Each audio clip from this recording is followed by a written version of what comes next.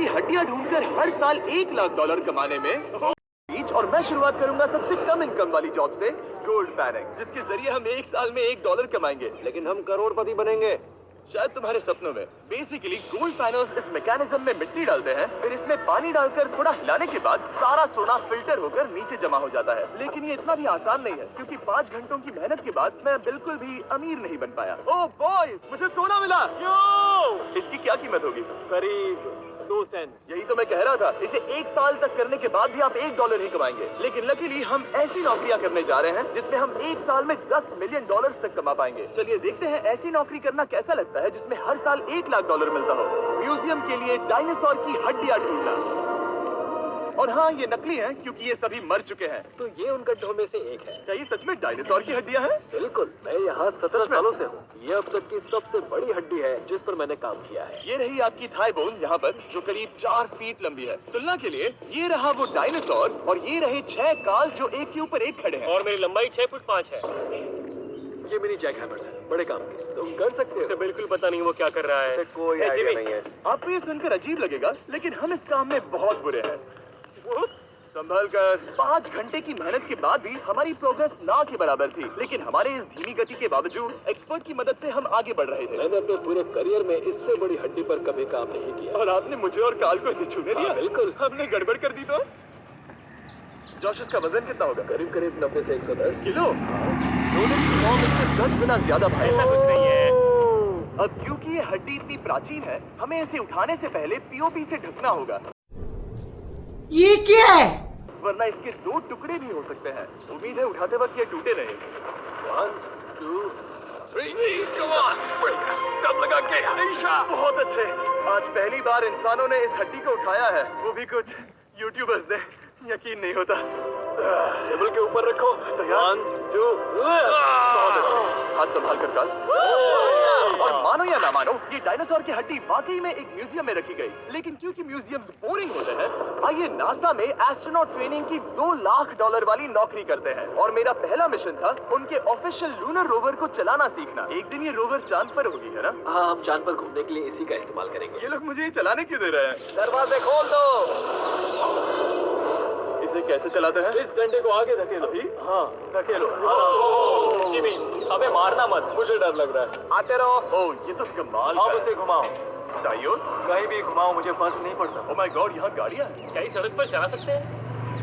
यहाँ तो चला ही सकते हैं। ओह, बहुत मजा आ रहा है। तुम टेढ़ा क्यों चला रहे हो? मुझे नहीं पता इसे सीधा कैसे किया जाता है। हालांकि मैं इसे ऐसे चला रहा था जैसे मैंने पी रखी हो। मैं सबको नासा के लूनर ट्रेनिंग यार्ड तक पहुंचा पाया, जहां इसकी असली परीक्षा होगी। ओह, हम ऑफ रोड जा रहे हैं। ये रास्ता ऊबड़ खाबड़ है। तुम मुझे इसे ढलान के नीचे उतारने दे रहे हो? क्या इस मशीन के अंदर सीट बेल्ट? यहाँ पर एक सीट बेल्ट है जिसका हम इस्तेमाल नहीं करते। इनके पास सीट बेल्ट है, लेकिन ये लोग पहनते नहीं। क्या अजीब है। नहीं, क्या हम सच में नीचे जा रहे हैं? क्या अब मैं सीट बेल्ट पहन सकता हूँ? हम टेढ़े होकर ढलान उतर रहे हैं। नहीं, जिमी, हाथ उठाओ ताकि उन्हें पता चले कि मैं चला रहा हूँ। वाह, इन्होंने तो सच में उठकर पीछे चला। नहीं, ऐसे चलाना ठीक रहेगा? मुझे पकड़ो कार्ल, पकड़ो मुझे। लेनिन, तुम चांद पर सर्वाइव नहीं कर पाओगे। हाँ, शायद मैं कर पाऊंगा। और उसके बाद नासा ने मुझे अपनी विशाल स्पेस फैसिलिटी दिखाई। यकीन नहीं होता, ये पृथ्वी का दूसरा सबसे बड़ा पूल है। ऐसा लग रहा था मानो वो हम पर फ्लेक्स कर रहे हो, खासकर जब उन्होंने अपना स्पेस सूट दिखाया। स्पेस सूट को ये क्या है? पहनने के बाद ही तुम एक एस्ट्रोनॉट बन जाते हो। लेकिन इसमें भी एक दिक्कत थी। स्पेस वॉक करने के लिए क्या आपको डायपर पहनना पड़ता है? तुम इस सूट में 12 घंटे तक रहते हो। वाओ, इसे पकड़ो। तो ये सचमुच एक एडल्ट डायपर है। तो जरा संभल कर। हाँ, ये स्पेस आर्टिफैक्ट है। ये कई बार मिशंस में इस्तेमाल हुआ है। यानी असली एस्ट्रोनॉट्स ने इसे पहना है? हाँ। और उन्होंने इसमें सुसु भी किया था। क्या आपने इसमें सुसु किया है? मैंने नहीं, इसमें नहीं। ठीक है।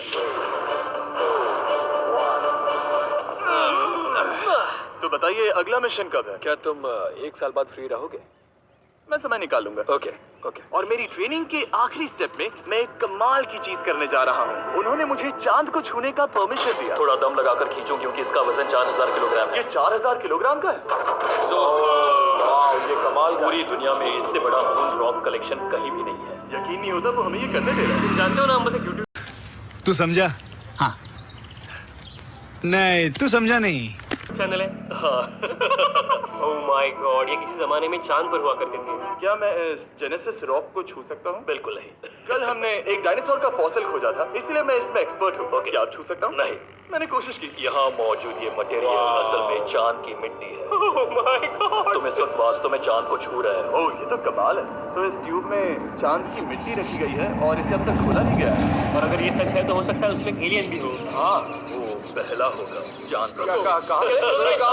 और ये जानने के बाद कि एलियन सच में होते हैं, हम अपनी अगली नौकरी के लिए स्ट्रेटजियर की ओर गए, जहाँ कार्ल और नोलन ने प्लेन उड़ाया। मैंने पहले कभी प्लेन नहीं उड़ाया। हमें पता नहीं हम क्या कर रहे हैं। फ्लाइट ट्रेनिंग के पहले दिन पर आपका स्वागत है। मैं मजाक नहीं कर रहा। बॉयज को एक असली प्लेन उड़ाने के पहले बस एक बार इस फ्लाइट सिमुलेटर में प्लेन को लैंड करवाना होगा। तो ये रहा हमारा थ्रॉटल। पीछे खींचने पर प्लेन धीमा हो जाएगा। Oh my God. और लगातार एक के बाद एक नोलन की क्रैश लैंडिंग के बाद हमने प्लेन को क्रैश कर दिया। उसने सक्सेसफुली लैंडिंग कर ही ली, जिसके बाद पता नहीं क्यों उसे इस प्लेन को चलाने के लिए चाबियां दी गई। क्या मुझे डर लग रहा है। अगर तुम ये नहीं कर सकते नोलन तो प्लीज भगवान के लिए इन्हें बता देना। ओह माय गॉड, मैं एक प्लेन उड़ाने वाला हूँ। Oh my God. ठीक है, क्या तुम तैयार हो? मैं तो बचपन से ही तैयार हूँ। Full throttle, approaching 60। थोड़ी डगमगाहट है, लेकिन आप लीवर को पीछे खींचे। हम टेक ऑफ कर रहे हैं। बहुत अच्छे। ओह माय गॉड, तुम्हारी जिंदगी मेरे हाथों में है। ठीक है, सच में इस पूरे प्लेन को अकेला उड़ा रहा है। हाँ, मैंने तो छुआ भी नहीं है। टर्बुलेंस की वजह से कभी क्रैश नहीं होता है ना?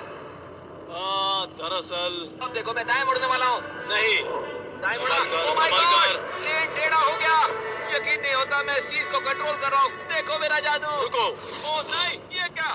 बेवकूफ, मैं तुम्हारी जान ले लूंगा। अब हम उस तरफ जाएंगे और फिर तुम प्लेन को लैंड करो। ओह माय गॉड, मैं भूल गया। हाँ, अक्सर लोगों को यही सब याद रखने में दिक्कत होती है। ठीक है, हम नीचे जा रहे हैं। मुझे डर है तुम कहीं हमें ऊपर ना पहुंचा दो। सिमुलेटर पे हर बार प्लेन मेरे से यहीं पर क्रैश होता है। ओह गॉड, हम यहीं लैंड करेंगे, इस रनवे के ऊपर। ओह माय गॉड, हम कुछ ज्यादा ही नीचे है नहीं? इसकी नाक को बिल्कुल बीचों बीच रखना। ओह माय गॉड, आराम से अपना हाथ थ्रॉटल पर रखो। लेवल पीछे खींचने से पहले थोड़ा इंतजार करना, लंबी सांस लो।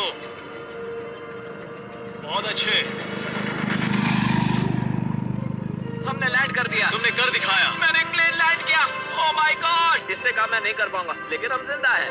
तुमने मुझे नहीं मारा। मैं हैरान हो गया जब मुझे पता चला कि आप हर साल 10 लाख डॉलर कमा सकते हैं हैंड मॉडलिंग में, लेकिन सिर्फ तभी जब आप दुनिया के सबसे महंगे हैंड मॉडल्स में से एक हो। ये लोगों को अपने हाथों की तस्वीरें लेने की परमिशन देकर एक डॉक्टर की सैलरी से 5 गुना ज्यादा कमा लेती है। और इनका रेज्यूमे एक कमाल का है। इन्होंने लगभग हर जाने माने ब्रांड के लिए हैंड मॉडलिंग की है। इन्होंने अपने हाथों के लिए 10-10 लाख डॉलर का इंश्योरेंस भी कराया है।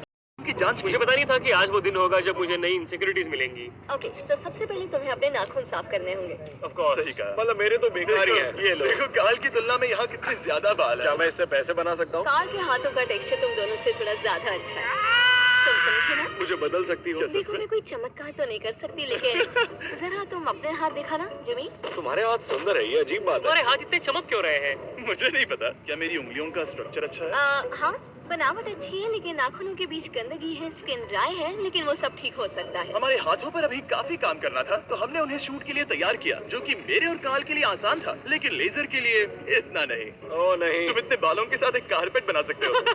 इन बालों ने मेरा पूरी जिंदगी साथ दिया, लेकिन अगर 10 लाख डॉलर कमाने हैं तो ये करना ही होगा। और अब जब मेरे हाथ घिनौने नहीं दिख रहे, हमने एक असली मैगजीन के लिए मॉडलिंग की, और ये तस्वीरें पूरे अमेरिका भर के बिलबोर्ड्स पर दिखाई जाएंगी इन वॉचेस को प्रमोट करने के लिए। मुझे डर लग रहा है। हाँ, लेकिन कोई टेंशन नहीं।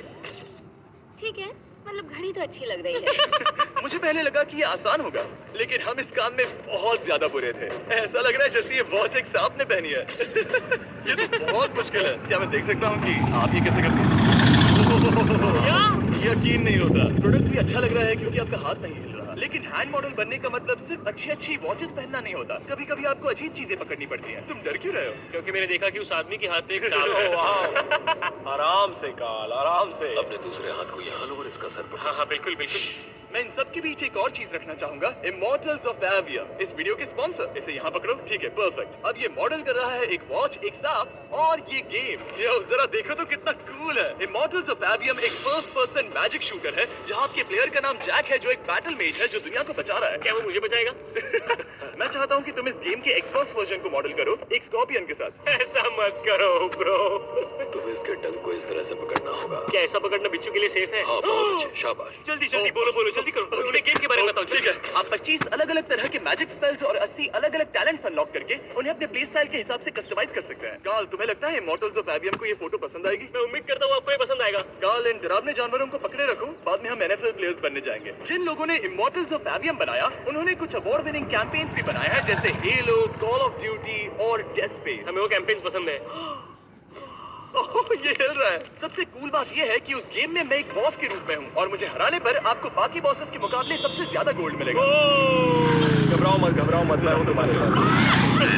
इमॉर्टल्स ऑफ एवियम का फ्री ट्रायल Xbox और PS5 दोनों पर अवेलेबल है और Steam पर उसका फ्री डेमो भी मिलेगा। जल्दी, वो मेरे हाथ के नीचे है। हम इस काम में इतने बुरे थे कि हमने इसे प्रोफेशनल हैंड मॉडल को सौंपा ताकि हमारे स्पॉन्सर्स गुस्सा ना हो। इमॉर्टल्स ऑफ एवियम खेलने के लिए डिस्क्रिप्शन में दिए हुए लिंक पर क्लिक करें। मैं इस काम से रिटायर हो रहा हूँ और हालांकि हमारे फोटोज अच्छे नहीं थे, उन्हें देश भर के बिलबोर्ड्स पर दिखाया गया और अब वक्त आ गया है वो काम करने का जिससे करके हम एक साल में $1 करोड़ कमा सकते हैं। सही समझे, मैं NFL की एक प्रोफेशनल टीम ज्वाइन करने वाला हूँ। ये सच में मेरा एक सपना था। और अगर आपको ये फेक लग रहा है तो ये मैं हूँ जो $10 मिलियन के लिए बकेनियर्स के साथ एक असली कॉन्ट्रैक्ट साइन कर रहा हूँ। इसमें लिखा है कि हम शायद पैसे नहीं देंगे, लेकिन कम से कम अमाउंट तो सही। नहीं, बस अमाउंट पर फोकस करो। अब ये ऑफिशियल है। कांग्रेचुलेशन। तो अगले 48 घंटों के लिए मैं एक ऑफिशियल प्लेयर। हाँ, तुम एक ऑफिशियल प्लेयर। वादा करता हूँ आप निराश नहीं होंगे। मैं वादा करता हूँ आप निराश होंगे। इस कॉन्ट्रैक्ट के चलते मैं 60,000 फैंस के सामने अपनी टीम के साथ मैदान में उतरूंगा। पहला पड़ाव है वेट ट्रेनिंग। ये ज्यादा ही हल्का है, इसे थोड़ा बढ़ाना होगा। मुझे नहीं लगता कि वो मुझे 1 करोड़ देने वाला है।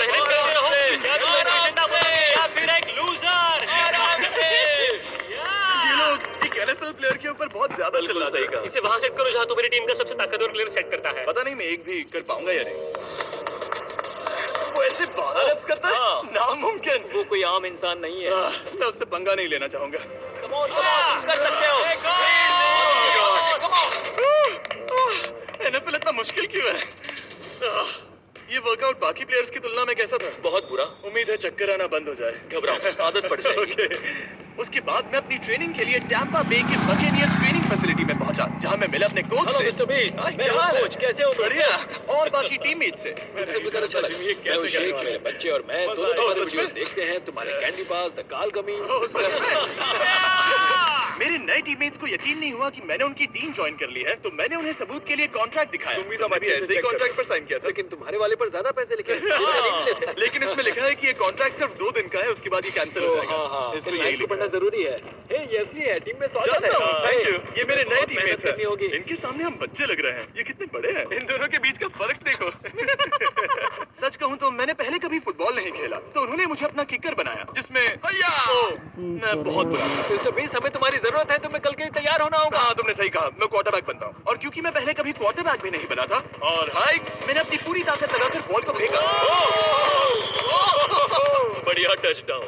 और मैं आपको बता दूं कि ये वही टीम है जिसके साथ टॉम ब्रेडी ने सुपर बोल जीता था, तो मैंने सोचा उन्हें सरप्राइज दिया जाए। तो वो आ गए। टॉम!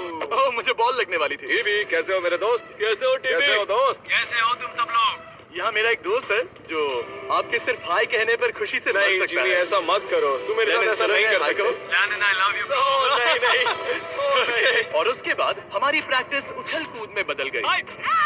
कैच करो। Too small. या अब तुम काम पर लौट ठीक है जाओ। दोस्तों, फिर मिलेंगे। लोगों को अभी भी मेरे 2 दिन के कॉन्ट्रैक्ट को लेकर कुछ सवाल थे, तो बक्स ने मेरे लिए एक प्रेस कॉन्फ्रेंस बुलाई। कल बहुत ही बड़ा दिन है, तो कोई बेतुके सवाल मत पूछना, ओके? क्या ये एक पब्लिसिटी स्टंट है? आप यहाँ पर क्यों? सिर्फ बेस्ट वीडियो बनाने के लिए। हाँ, ये एक पब्लिसिटी स्टंट है। मैं सच में एक NFL प्लेयर नहीं हूँ। जिमी, इस नए टीम का हिस्सा बनकर कैसा लग रहा है? बहुत अच्छा। सच कहूँ तो मुझे पता नहीं था कि ये लोग मुझे इतना पसंद करेंगे। कल तुम कितने टाइम तक खेल पाओगे? 0। और बार बार दोहराने के बाद कि ये सिर्फ एक पब्लिसिटी स्टंट है, मैं अपनी हाइट नापने गया। 6'4.5". 6'4.5"? कार्ल, तुम 6'5" हो। मैं 6'5" हूँ। हाँ। ये मुझे इसलिए नाप रहे थे ताकि मेरा कस्टम गियर और यूनिफॉर्म बिल्कुल सही फिट हो। ये सच में बहुत ही अच्छा लग रहा है। सही कहा। और यूनिफॉर्म बनवाने के बाद ऑफिशियल गेम डे आ ही गया। मुझे अब भी नहीं पता कि वो मुझे ऐसा क्यों करने दे रहे हैं। But hey, thanks bugs. तुम हैरान हो कि उन्होंने मुझे टीम में ले लिया? हाँ, ये मेरा साइन किया गया पहला फुटबॉल है। जिमी अभी किसी भी वक्त बाहर आता ही होगा। तुम 100 पॉइंट से लीड करोगे तो शायद मुझे खेलने मिलेगा। मुझ पर एहसान करो और स्कोरबोर्ड तोड़ दो। जैसा तुम कहो। ये उसका पहला गेम है और शायद उसका आखिरी भी। आगे हड्डियां टूट जाएंगी। ये सब कैसे हो गया? ये तो सपने जैसा है। ये कितना कमाल का स्कोर! और और क्योंकि ये मेरी जिंदगी का सबसे पहला और आखिरी एनएफएल गेम है, टीम ने मुझे एंट्री पर सबसे आगे रहने दिया। Let's go, boys!